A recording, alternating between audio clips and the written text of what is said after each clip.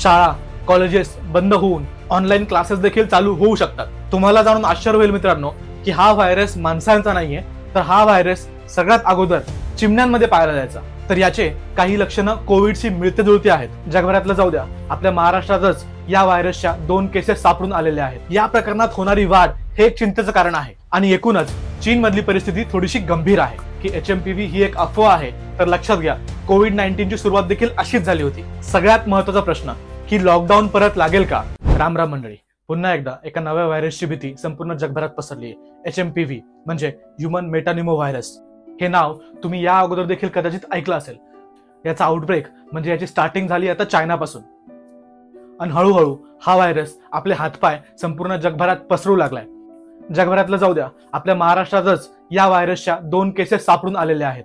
नागपूरमधील एका खासगी रुग्णालयात 2 HMPV चे संशयित रुग्ण आढळून आले आहेत आणि या दोघा मुलांमध्ये देखील HMPV ची लक्षणे दिसत असल्यामुळे या दोघांनाही नागपूरच्या एका खासगी रुग्णालयामध्ये दाखल करण्यात आलं आहे। तर हा HMPV व्हायरस म्हणजे नेमका आहे काय?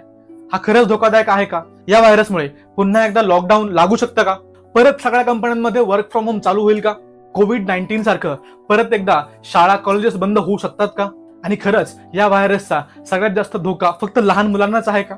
या सगळ्या प्रश्नांची उत्तर आपण या व्हिडिओमधून पाहणार आहोत। मित्रांनो, तुम्हाला जर वाटत असेल की HMPV ही एक अफवा आहे, तर लक्षात घ्या, कोविड-19 ची सुरुवात देखील अशीच झाली होती आणि सुरुवातीला कोविड-19 ला देखील लोकांनी खूप हलक्यात घेतलं होतं आणि पुढे जाऊन कोविडने कसा धुमाकूळ घातला हे संपूर्ण जगानं पाहिलं। त्यामुळे हा व्हिडिओ संपूर्ण पहा, कारण यामध्ये मी तुम्हाला सांगणार आहे की तुम्हाला या व्हायरसचा धोका आहे का, आणि जर धोका असेल तर यापासून तुम्ही स्वतःचं संरक्षण आणि तुमच्या कुटुंबाचं संरक्षण कसं करू शकता। आता HMPV समजून घेण्यासाठी तुम्हाला इतिहासात जावं लागेल। HMPV हा व्हायरस काही नवीन नाही, हा एक जुनाच व्हायरस आहे। 2001 मध्ये HMPV हा व्हायरस नेदरलँड मधील एका माणसामध्ये आढळला। तुम्हाला जाणून आश्चर्य होईल मित्रांनो की हा व्हायरस माणसांचा नाहीये, तर हा व्हायरस सगळ्यात अगोदर चिमण्यांमध्ये पाहायला जायचा। हो, चिमण्यांमध्ये। या विषाणूची उत्पत्ती 400 वर्षापूर्वी चिमण्यांमध्ये झाली होती आणि पुढे जाऊन या व्हायरसने स्वतःमध्ये काही बदल केले आणि हा व्हायरस आता चिमण्यांना संसर्ग करत नाही, तर हा व्हायरस आता माणसांना संसर्ग करतो। तेव्हापासून म्हणजे 2001 पासून हा विषाणू अस्तित्वात आहे, परंतु अजूनही शास्त्रज्ञांना या विषाणूची, या व्हायरसची लस शोधण्यात यश आलेलं नाहीये। डिसेंबर 2024 पर्यंत आपल्याकडे या व्हायरसचे 172 रुग्ण आढळल्याचं डॉक्टरांनी सांगितलेलं आहे। सगळ्यात महत्त्वाचं म्हणजे एखाद्याला HMPV झालाय हे कसं ओळखायचं? तर याचे काही लक्षणं कोविडशी मिळते जुळती आहेत। HMPV व्हायरस हा श्वसन मार्गाच्या वरच्या भागात हल्ला करतो, त्यामुळे सर्दी खोकला होऊ शकतो, त्यासोबतच ताप देखील येऊ शकतो आणि थकवाही तुम्हाला जाणवू शकतो। तसेच काही केसेसमध्ये HMPV व्हायरसमुळे न्यूमोनिया होण्याचे चान्सेस देखील आढळतात। आता आपण पाहूया की HMPV हा व्हायरस कसा पसरतो आणि याचा संसर्ग रोखण्यासाठी तुम्हाला काय करायला पाहिजे। ढोबळमानाने पाहाल तर HMPV हा व्हायरस जवळपास कोविड सारखाच पसरतो। पहिलं म्हणजे हा व्हायरस रेस्पिरेटरी ड्रॉपलेट्स म्हणजे एखाद्याला शिंक आली तर त्यातून हा व्हायरस पसरू शकतो। त्यासोबतच हा व्हायरस डायरेक्ट कॉन्टॅक्टने देखील पसरतो, म्हणजे एखाद्या व्यक्तीला संसर्ग झालेला आहे आणि तुम्ही त्याला मिठी मारली, हँडशेक केला किंवा त्याच्या अंगाला स्पर्श केला तरी देखील हा व्हायरस पसरू शकतो। शिंकताना किंवा खोकताना उडालेल्या ड्रॉपलेट्स म्हणजे शिंतोड्याला स्पर्श करून तुम्ही जर तो हात तुमच्या तोंडाला, तुमच्या नाकाला लावला तरी देखील तुम्हाला या व्हायरसचा संसर्ग होऊ शकतो। अजून एक महत्त्वाची बाब म्हणजे क्लोज्ड एन्व्हायरमेंट, जसं की शाळा, कॉलेजेस, ऑफिसेस, सिनेमागृह, मॉल्स, रेस्टॉरंट्स इत्यादी ठिकाणी खूप सारे लोक असतात आणि अशा ठिकाणं बंद असतात, म्हणून अशा ठिकाणी या व्हायरसचा प्रसार होण्याचे चान्सेस खूप जास्त असतात। आता आपण पाहूया चायनामध्ये आणि भारतामध्ये या व्हायरसची सध्या काय परिस्थिती आहे। चायना आणि भारतामध्ये या प्रकरणावर खूप मोठ्या प्रमाणावर निरीक्षण केलं जात आहे। चीनमध्ये गेल्या 3 महिन्यामध्ये HMPV व्हायरसचे प्रकरण खूप जास्त प्रमाणात वाढत आहेत। रुग्णांना हॉस्पिटल्समध्ये दाखल करण्यात येत आहे। अजून जरी खूप जास्त गंभीर प्रकरणं दिसली नसली तरी देखील या प्रकरणात होणारी वाढ हे एक चिंतेचं कारण आहे।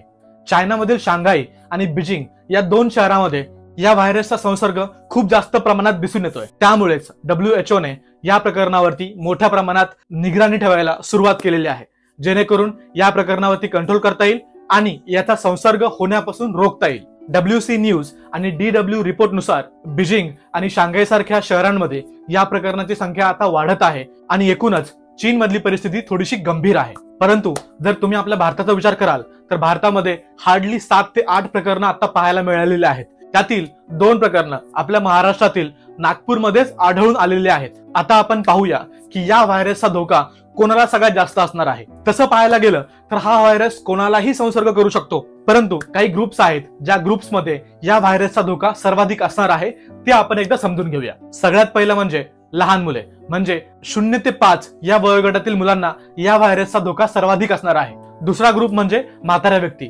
ज्यांचं वय 65 पेक्षा जास्त आहे, अशा व्यक्तींना देखील या व्हायरसचा धोका असणार आहे. तिसरा ग्रुप म्हणजे कोणत्याही वयोगटातील अशी व्यक्ती ज्याची रोग प्रतिकारशक्ती कमी आहे, अशा व्यक्तीला HMPV व्हायरसचा संसर्ग लवकर होऊ शकतो. म्हणजे तुम्ही जर तरुण असाल, तुमची रोग प्रतिकारशक्ती कमी असेल, तर तुम्हाला देखील या व्हायरसचा संसर्ग होण्याचे चान्सेस आहेत. आणि शेवटचं म्हणजे ज्या लोकांना अगोदरपासूनच श्वसनाचे आजार आहेत, ज्यांना लंग्स म्हणजे फुफ्फुसाचा त्रास आहे, अशा लोकांना देखील या व्हायरसचा संसर्ग लवकर होऊ शकतो. आणि आता सगळ्यात महत्त्वाचा प्रश्न की लॉकडाऊन परत लागेल का, परत एकदा ऑफिसेसला कुलूप लागतील का आणि कंपन्यांचं वर्क फ्रॉम होम स्टार्ट होईल का? तर डॉक्टरांचं असं मत आहे की हा व्हायरस कोविड-19 एवढा खतरनाक नाहीये आणि या व्हायरसचा धोका सगळ्या लोकांना अजिबात नाहीये. पण जर भारतात केसेस वाढत गेल्या तर काही कंपन्या वर्क फ्रॉम होम देऊ शकतात, शाळा कॉलेजेस बंद होऊन ऑनलाईन क्लासेस देखील चालू होऊ शकतात. परंतु सध्या परिस्थिती पाहता अजून तरी त्याची शक्यता कमी वाटतेय.